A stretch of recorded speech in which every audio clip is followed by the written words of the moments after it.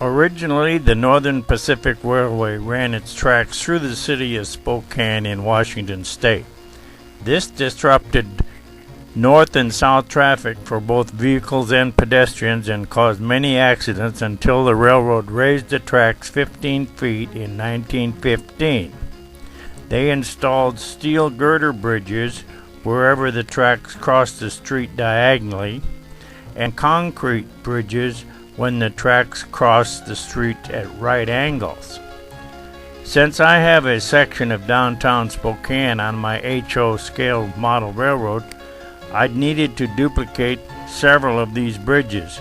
To make the supports, I decided to cast them in hydrocal. I made a master out of 3/8 thick steel.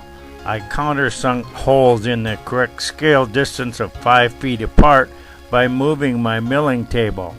I then drilled 13/16 holes through the steel to form the arches. I used my bandsaw to cut through the steel just below the center line of the holes.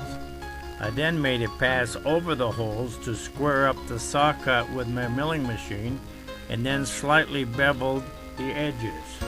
I placed the master in a plastic box and poured liquid rubber over it. After it cured for about 24 hours, I removed the master and replaced it with a mixture of water and hydrocal. After about an hour, the plaster is hard enough to remove from the mold.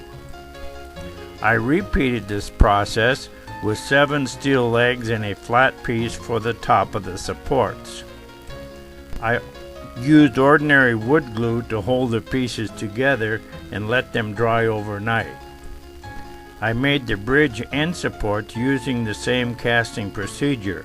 The top portion could be made the same way, but I chose to use a 1x6 piece of closed grain wood instead.